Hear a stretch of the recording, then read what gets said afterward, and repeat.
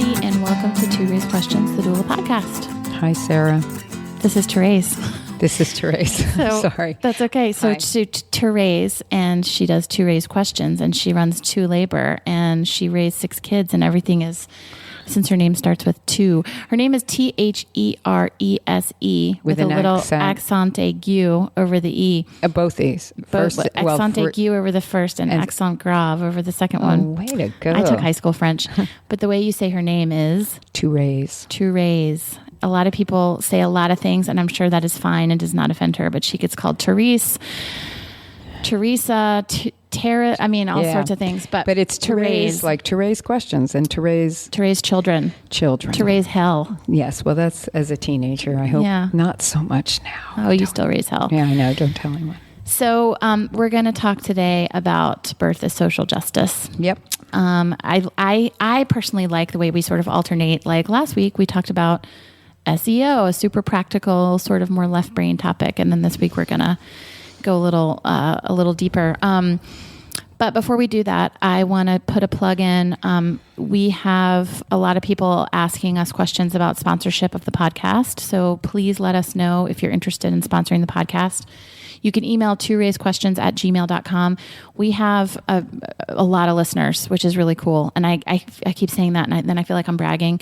But we have a lot of listeners. So it's a really great audience. If you have any kind of business that is oriented or would be useful for birth professionals, we have midwives, childbirth educators, yoga, prenatal yoga, doulas. I mean, our main topic is obviously doulas and birth support. We have OBGYNs. We have all sorts of listeners listening. So anybody who supports that kind of practice, give us a call and we'll talk to you about sponsorship packages. And we have listeners from all over the world, too. Yeah. And we do have, I mean, so ToLabor actually is the main sponsor of this podcast. Right. And we have some costs associated with production and hosting now that we have 50 episodes or however many we have, we have some costs, and we're just really trying to defray those costs.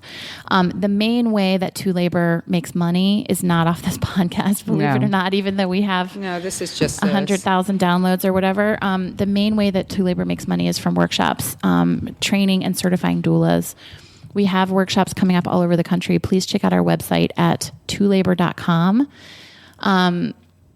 And take a look and see if workshop is coming near you. Please consider taking it. It's awesome. If you have any questions about what we covered at the workshop, look at the website or give us a buzz. Our workshop coordinator, Nicole, is awesome. And if we don't have one in your area, she will work with you on telling you what's involved in getting one there. And we're working actually right now on the 2016 schedule because pretty full for 2015 right now. And really, I do a lot of work in Michigan. They always make fun of me for y'all. It's life-changing. I mean, it really is life-changing. I was telling Thérèse before we started, I was talking to my baby brother who is a therapist, and he was talking about how as a therapist working with parents of troubled teenagers, you can't tell them what to do. You have to give them options and choices, and you have to tell them sort of pros and cons, benefits and risks. And I thought, man, the stuff we learn as doulas is just applicable in so many different areas. Yep.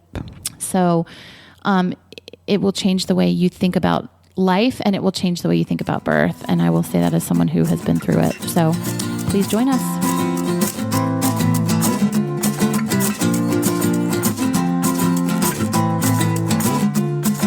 So today, Thérèse has a hair in her bonnet, or a bee in her bonnet, a hair in her bonnet. She wants to talk about birth as social justice. And I think you want to talk about the bigger, we talk about pros and cons of epidurals and how to make a website. And we talk about all this kind of stuff. And why are we doing this? Why are we doing this work? So I did want to just kind of have a conversation with you about this, Sarah. I think you were talking in this episode's introduction about how this is a life-changing workshop, and how the work can be applied to so many other areas of your life. And when I think about why I continue to work in this field, I know after how many years? Over 20 years. Okay. And then personally, being involved in birth for almost 35 years. It's certainly been something I do and live. But what has kept me here, I realized a long time ago, and what I have shared probably in other podcasts and at workshops, is it's like any job. You get despairing feelings at times.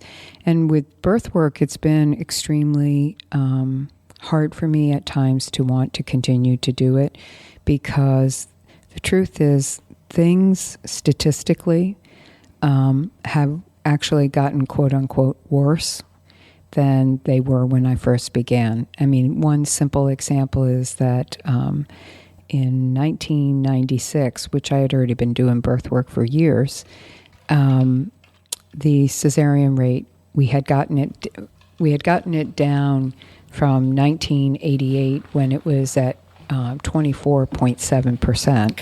Gosh. I know we had gotten it down in 1996 to 20.7%. So there was a lot of hope at that moment. Like, good, we're on the change. We're on the curve of change towards a more realistic way of coming back to, offering physiological birth again.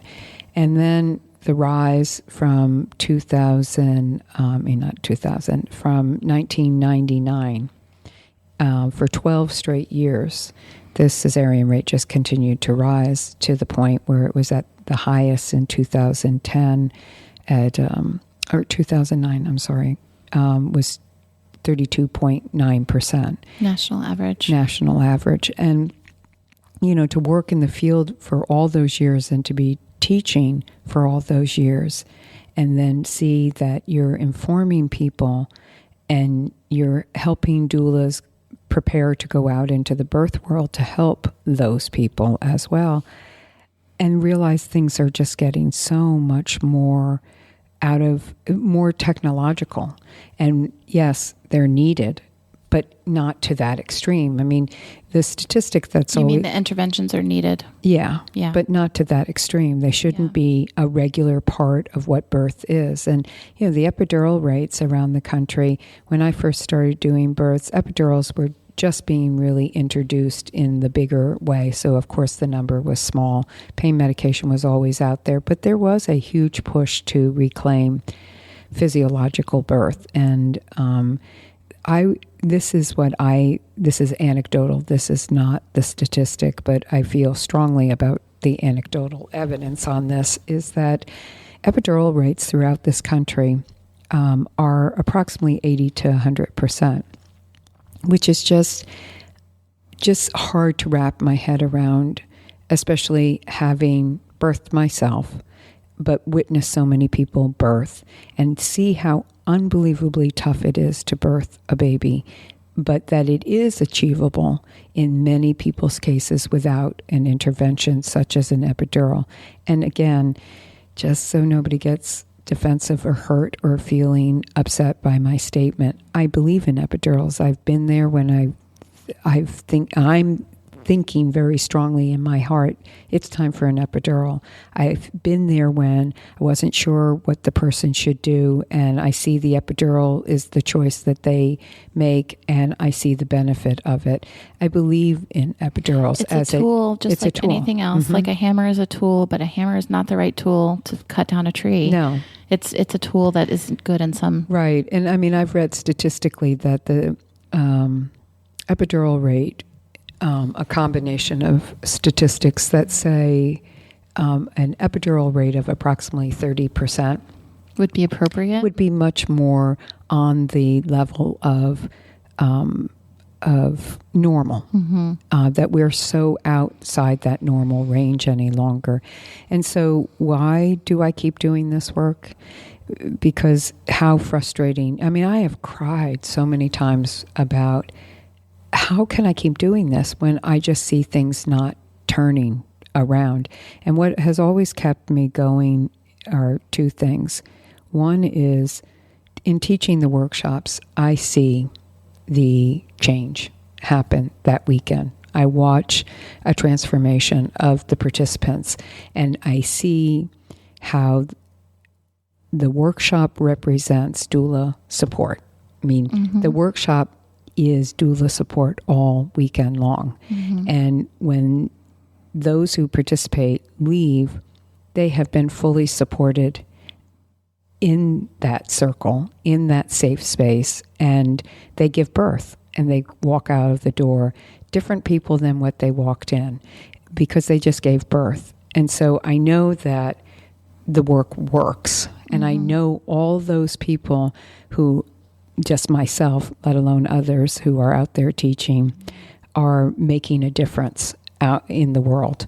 But the other real big reason, which is the topic, is that I feel and always have felt so strongly that this is a social justice issue, that this is not just a human right, which just a human right. I mean, it's so, so important, that statement.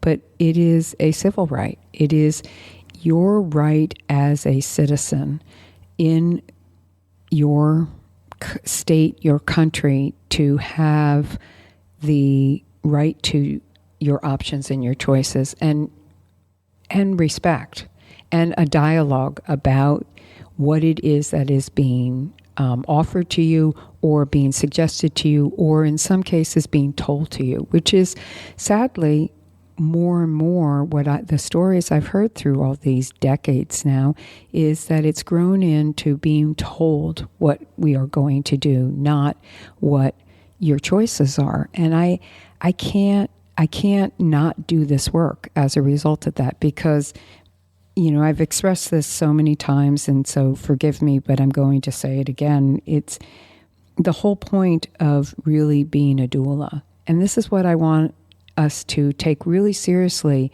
All of you who are doulas already, who are thinking they want to be doulas, who are parents right now and are listening to this podcast, whatever profession you're in and you're listening to this, the whole point of being a doula and what should draw you to this work is you are trying to support a person or people into parenting, and that you want that baby that is going to be born to come into the arms of somebody or some bodies who are feeling like they actively participated in their birth experience, in their whole decision-making process, that they feel powerful.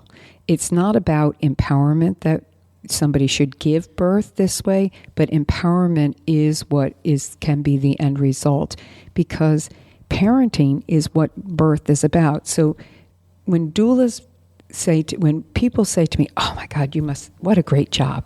What a great job. You get to see babies being born." And who doesn't want to see a baby be born? And I think that's why most people come to do doula work. They think, "Oh, I get to see babies be born." And then there are others who feel what I'm talking about as well. But what I want us to be drawn to this work for is that we understand that baby that we're seeing being born is a human being who deserves to be treated well and deserves to come into the arms of somebody who feels like they understand what support is.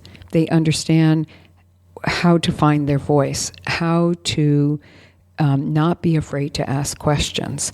And if we don't start empowering people to use their own voice and ask questions, nothing's going to change. The baby is a person, and the birthing person is a person. Exactly. And the partner is a person, and they all need to be given human rights. Exactly. Of birth. They are. Now, it's interesting. You said when we started, you were talking about high C-section rates and high epidural rates, and then you were talking about options and choices and respect. And I could see how some people might think that your goal is your goal as a doula to reduce the C-section rate? Is your goal as a doula to reduce the epidural rate? Is your goal as a doula to increase the number of physiologic? Because I think what you're saying, the trap that we all fall into is these rates are not changing. If anything, they're getting worse. And so we are failing in our job. But if our job is to give people options and choices and make them feel supported, we could succeed in that job, but fail in the job of changing the way birth is happening in America. And what are your thoughts on that? I think it's a really valid question that you're asking, and I'll do the best that I can to remember what popped into my head as you were saying that. The goal of a doula should never be their agenda. I mean, the goal of a doula is not to think, okay, I want you to have an unmedicated birth. And that's all I can accept. But evidence-based information is what you are providing to your clients. And the evidence has shown that the least and the lowest interventions in a birth, in a pregnancy, a labor, and a birth, are beneficial and healthy, and in most cases, the healthiest choice for the birthing parent and the baby. Mm-hmm. That said, that's where we want to come from. I mean, that's what we want, is a healthy baby and a healthy parent when that birth is completed. I mean, that's what primary care providers want as well. We want our clients to have all the information. We want them to know all about the interventions and medical tools that are available to them, because they may very well want them. They may very well need them, and there's nothing wrong with that. And there's nothing wrong in the end, Sarah, to them having whatever birth that they have, as long as they really can sit back after it and know that they were given all their options and their choices about those things, and that there are risks to each intervention that they may be introduced to or decide to have. And sometimes there are risks to doing nothing. Right. Exactly. So the black and white situation where you don't want to be dogmatic. But here's the thing, is that most people don't. We want. In this case, we'll talk as doulas. We want clients to have trust in their care provider and in the facility where they're birthing. I mean, that's so imperative. You must trust during that process. And so people will trust their care provider. But what has become clearer and clearer to me through all these years is that most people have what I term as blind trust. They believe that their care provider is giving them all the information that they have and that they need. And I'm not picking on the care provider and saying they're withholding. They're giving the information that they give. They're doing the best they can. Well, and that's how they practice. That's what they believe in. That's what they're surrounded with. That's how it operates, how they operate, and the facility as well. And that's great if that's what this person wants also. The missing piece to me is that that's blind trust only because it's not fully informed trust. And that's what we want, is fully informed trust on the relationship with the client and their care provider. And that is understanding that there are other options perhaps, and when are those other options available, and why do we choose this one and not that one? Why is, here's this, why Pitocin and not first nipple stimulation? Why an epidural and not necessarily put somebody in water? Why an epidural and not offer them sterile water injections? I mean, that's what frustrates me. It's not that I think somebody should do what I want them to do. I want them to know how they're making the decisions. And the whole point of this, I keep coming back to, is they're going to raise a child. And that child is going to bring into their life so many, many new things. They have my God, the places my children have taken me. I think of that Dr. Seuss book called The Places I'll Go. Yeah, the places. The Places You'll Go. I think it's what it is. Yeah. Well, have a kid, and the places you'll go. Well, and even if you already have one kid, have a second kid. Exactly. So we have to be able to support and guide them during that time until they are able to make their own decisions.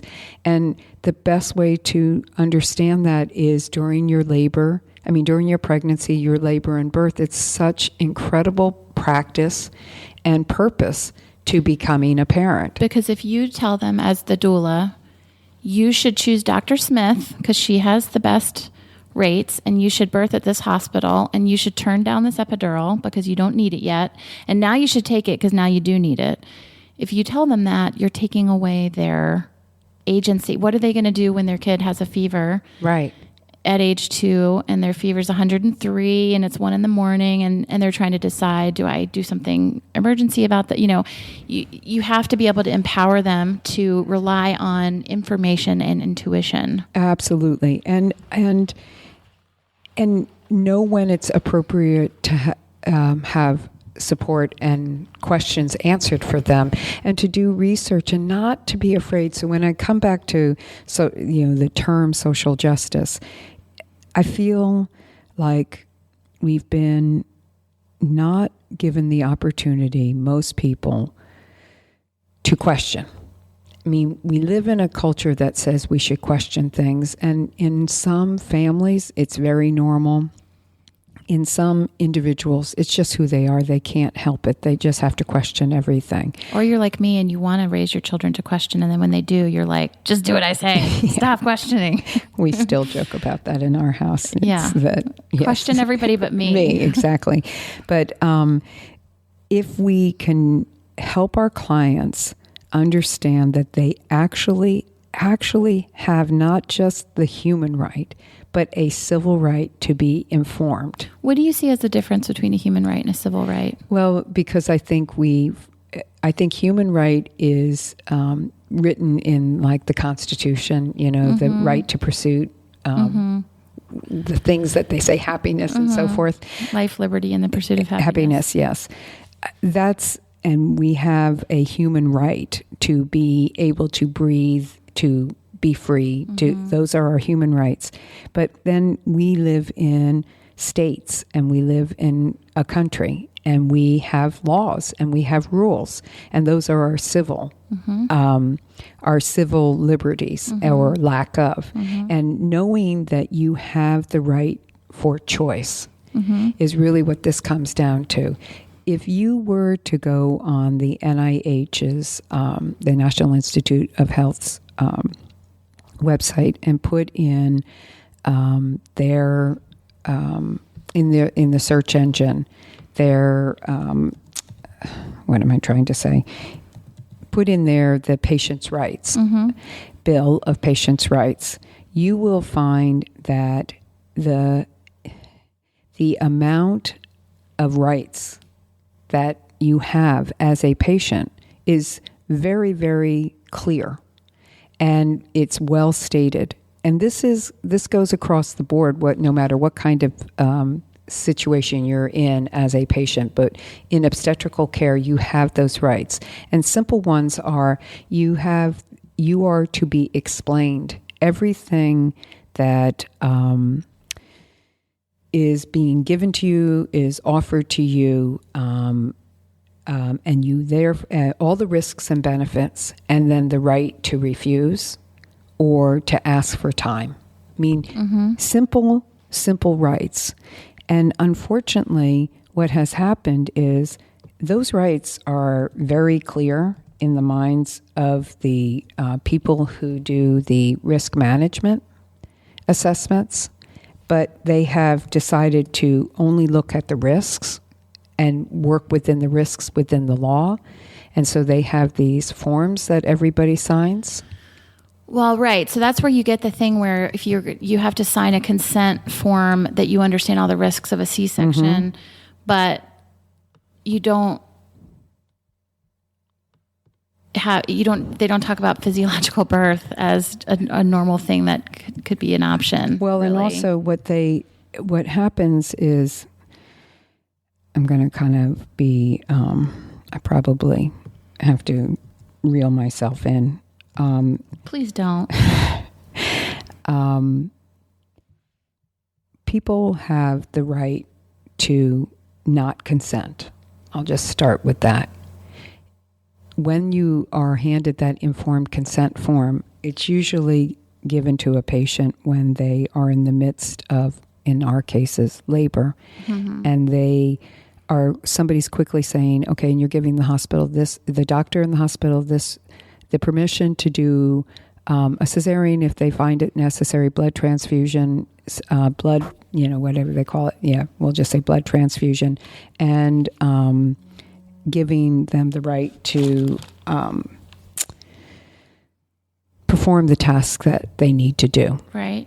Okay, so the person signs it, and then this gets people very upset at storytelling times when they hear of a story of a person who's been in labor, and the care provider is doing an exam on them, and when they finish the exam, this is during labor, they say, okay, well, so we just broke your bag of water, and we've inserted the internal fetal monitor, and we're going to start the Pitocin now.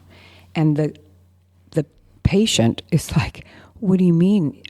How did that happen? Why didn't you ask permission of me for that? And people get outraged when they hear that story. They're like, how could they possibly do it? Well, they did it because that informed consent form was signed, and that informed consent form says you are giving the care provider the right to do their job and under their normal protocols. And to them, that's a normal protocol they reserve, for more involved things, maybe to get more involved, more detailed about information. Now, and I want to definitely qualify this. There are many practitioners, gosh, I hope most practitioners who would not do that. They would say, hey, we're going to break your bag of water. We'd like to break your bag of water, and here's the reasons why we want to break your bag of water. And we really feel it's important to put in the internal fetal monitor for XY reasons. And they wouldn't just go ahead and do it. In my experience, it's somewhere in between. I've never seen someone just go ahead and do it, but it's rare that they say, here's what we're doing and why and how it's going to all go down. It seems like the most frequent way that I see, at least, is this is what we're going to do. They tell you so that, but they don't open it up to discussion or imply that it's a choice. They just sort of say, like when you go to the mechanic and they say, you need your oil changed. This is what we're going to do. And it's going to cost $40. This is like you go and they say, and next we're going to do Pitocin. Next we're going to push a bag. Next we're going to strip your membranes, whatever. Anyway, I don't mean to get you off track. But no, that's my experience is that they generally do not approach it as a choice. And one of the questions I was actually going to ask you is, should care providers, because we do have care providers that listen, in your opinion, care providers play a different role. So care providers, I think it is more appropriate for them to say, you should do something. This is my opinion. Or maybe it's not. There's a difference between the way a doula supports decision-making and the way a care provider supports decision-making, right? I mean, I've been in a room where a midwife says, you need to do this. You need to have a C-section. You need to have XYZ, and and I don't resent that. I don't. But for a doula to do that would be inappropriate. I'm rambling. What's the difference between the role of the care provider in supporting decision-making and the role of the doula in supporting decision-making? Is it okay for a care provider to tell you what to do? I'm struggling because I'm thinking. You're thinking of a million other situations than birth. Yeah, and you think it's not. But I also think that nobody should be told what to do except in an emergency situation. That there should be a conversation about. So in labor, if somebody is the baby's heart rate is decelerating, so it's staying in that deceleration, and the baby's at risk of not being okay, or there's an immediate crisis happening with the person who's laboring, I feel like then the care provider should act immediately by saying, okay, this is what we need to do, and here's why we need to do it, and we're going to go ahead and do it. And I would hope, with good trust, that person is going to say, yes, I give you permission. That's an extreme situation. But I think back to Anne's case study, where they were pushing for 8 hours or whatever, and she was sort of asking later, why didn't the midwife say we should do something different here? Should the midwife, take away from that specific situation, because that's a case study we're not talking about now, but does the midwife or does the doctor have if they really have a strong feeling, no emergency, and I guess here's what I'm asking: is it okay for them to say, "Here's the pros of doing this, here's the cons of doing this"? Absolutely. And I think you should do this. Sure. I think if you're having... But a doula should not. A doula should not say, here's the pros, here's the cons, and here's what I think. No, I don't think so. But a care provider can say... I do think a care provider, because they are, in the end, the ultimate ones who are responsible. Yeah. But that's the difference. If a care provider is saying, here is what I am thinking needs to be done, and here are the reasons I think it should be done, and is either... volunteering what the other options are if they don't do it, or at least allowing the patient to ask those questions. And in the end, that's all, to me, that's honoring the patient right. And that is the civil right of that patient, of your client, to hear all of those things and then agree or disagree.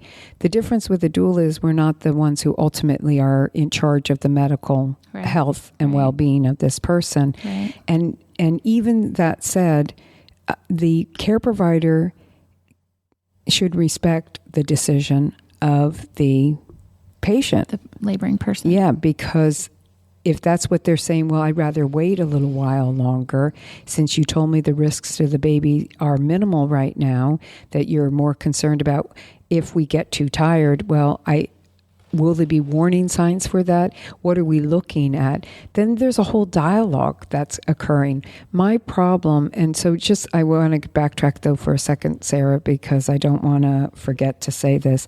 I'm not against people signing, by the way, that informed consent form. I don't want to go out there and go, it goes out there, ToRAISE says you're not supposed to sign those forms. That's not it at all. Here's a suggestion, that when your client is going to the hospital to pre-register, or they do it online, the pre-registering of for the birth that they're coming up to, they should ask for that informed consent form. They should have it and read it and really know what it is that they are initialing next to, that they're agreeing to. And that if they don't completely agree with things, they do have the right to have a discussion about that. And they can also cross off something and say, not this at this time, would want that discussed with me at that moment, whatever the case might be, and they can initial it. And what I always feel compelled to say also is nobody should be so black and white about, like, I don't want any Pitocin. If they wrote on the consent form, no to the Pitocin, no, and that was it. Right. They're tying the hands of the provider or the facility to maybe actually save their life. If they're hemorrhaging and they've said no Pitocin, then they are possibly going to hemorrhage and bleed out, and that's a dangerous situation. And the hospital can't provide adequate care then, or the provider. So I guess I feel like I'm being a little too unclear here. No, I understand what you mean. We want people to have their voice. We want people not to be afraid to use their voice.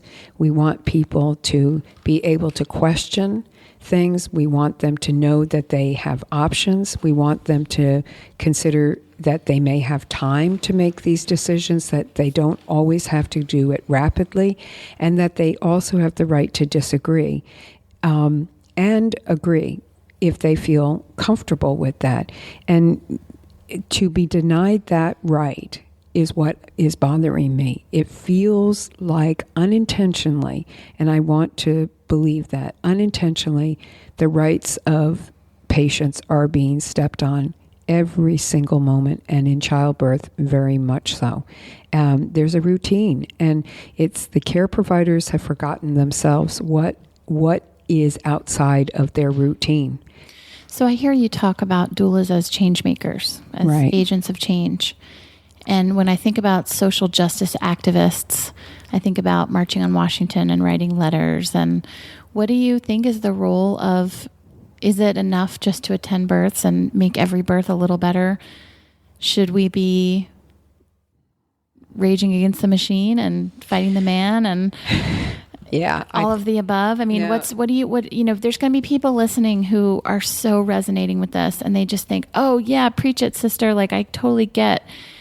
So is this just a call for them to be re-energized at their next birth? Make sure your client has options and choices. Or should we be doing more? That's such a good question, because it's both answers to me. I have to be totally honest that there are so many times, and I said this past weekend in a workshop I was teaching, that sometimes I just want to tell everyone, just don't accept. I mean, just get mad. I mean, just say, how dare you talk to her that way? How dare you talk to them that way? How dare you treat them that way? I want to call people out in the room for how they're behaving, as far as the other professionals. And yet I cannot recommend that in any way. And I want that to be really clear. I don't recommend that in any way. And the reason being is I have been around for a long time, and I understand passion and frustration and what can manifest into anger like that. But it doesn't serve a purpose. It doesn't work that way. And especially during a birth, all you're doing is creating more animosity and more adversarial situations. So it doesn't work to rage against the machine. Mm-hmm. I mean, you'll have to rage against the machine with your other coworkers who can share that kind of experience with you, and then come up with positive plans of action. That civil disobedience in many ways. And to me, the civil disobedience in this is helping your client through their pregnancy to learn to be comfortable asking questions. Mm-hmm. I think that the crux of this is not being intimidated and not being afraid to ask a question, and asking for time in those prenatal visits where things can be clarified, to take a pad of paper with you prior to going into, this is for the clients, with questions that they want to be discussed, and writing them down or recording the session so they're clearer on it.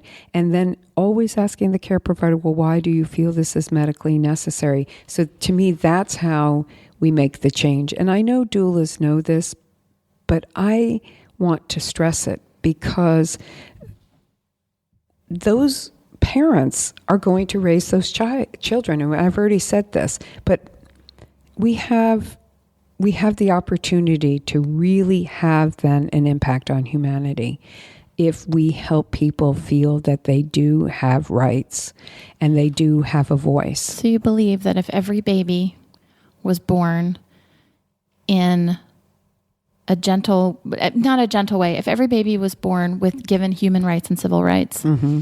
and every laboring person, that the world would be fundamentally a different place. I do too. Because that's why I can't have somebody also rage against anybody in a birth, because as I said to these participants this past weekend, really what you do is you role model.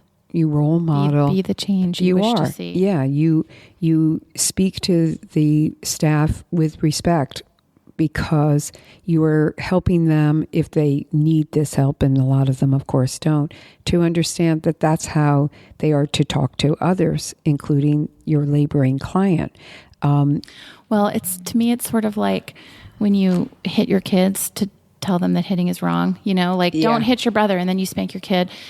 To yell at a nurse or a doctor who is mistreating, who's not respecting your client is totally hypocritical. Right. To disrespect someone because they're disrespecting. Exactly. And you're no better. Yeah, you're no better than that person that you're taking charge when it's not your job to take charge. It's their job to take charge. And in the end, doulas are change makers, but we're not the final change maker. And this has been my really loud statement of late, which is it's the consumer that is the final change maker. Your clients and the people that they are having this baby with, the community is the change makers. They are the ones who have to open up their voice, their mouth, and say, I don't accept that, or I want you to treat me this way, or can you explain this to me, or I prefer to give a little time before I make that decision to be given.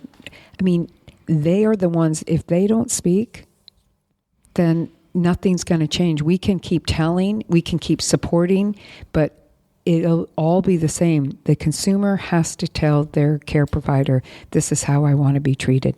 And there's nothing wrong with that. I mean, I've learned that through my own experiences raising my kids.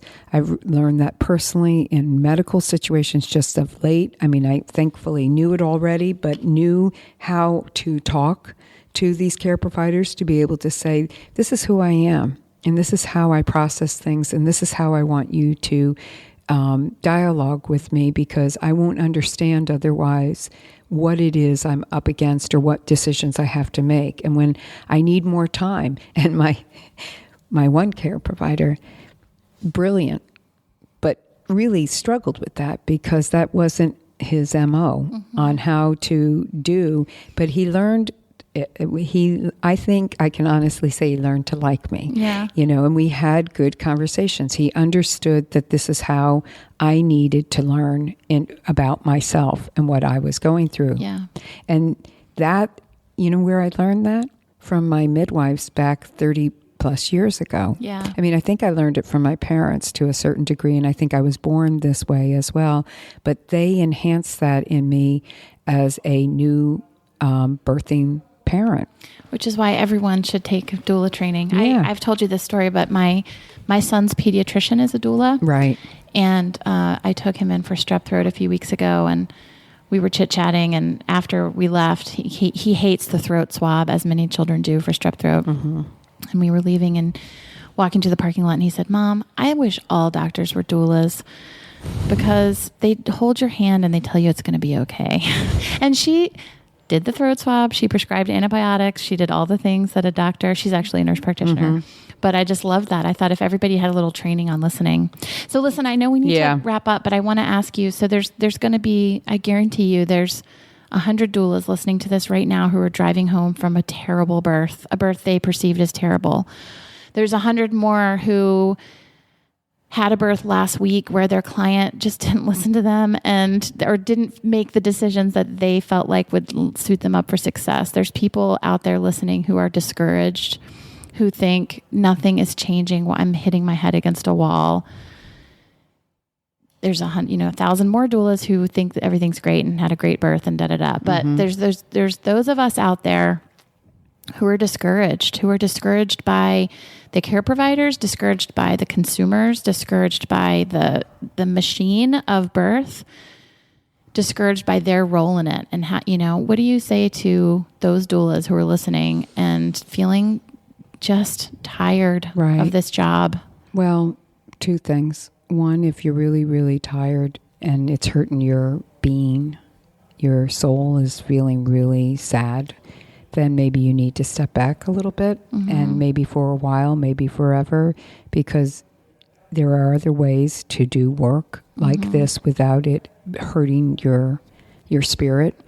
But if you feel like, no, this is what I want to do, then surround yourself with positive support Allow yourself to have a doula, to doula you through your experiences, and to really work with your clients to understand how important it is for them to feel comfortable speaking for themselves and help them understand why it's important. I mean, we can't make people become change makers. We can't make people find their voice, but we can certainly give them opportunity. We can give them reasons why it benefits them to not be afraid. Because it's one thing to say to someone, well, you just have to ask. You just need to ask questions, but explain how it plays out and how powerful it is to be allowed to be treated respectfully and not to be afraid anymore, and why they probably do want to care. Because some people will say, it doesn't really matter to me. And I appreciate that, but I want them, if they've hired me, to understand why maybe they want to consider that it's important for them to care what it is. I think that's true. I want to add this piece. Maybe you're going to be mad at me because it's a whole other can of worms, but we'll save it for another podcast then. The people giving birth are women, or in some cases trans women. Mm-hmm. These are marginalized. These are populations who have been told in all sorts of, whether you're a straight woman, a gay woman, a trans woman, if you're any kind of woman, or a trans man, that still, whatever, right? All the different options that you can be giving birth. I guess a trans woman can't give birth. A trans man. You need to know that your voice matters. It does. I think even more than maybe someone else. And that's when it comes back to the human right aspect of this. It is your right to be treated that way. It is your right. Yeah. And just to kind of conclude this is that it's not that I don't understand also that care providers are not, I say this at every workshop, I am not trying to pick on care providers or the facilities and saying they're bad. I don't think that they are. They're human beings as well. Right. Maybe not the actual facility, but those who run it are humans as well. I think we've all just gotten lost in what is really our right.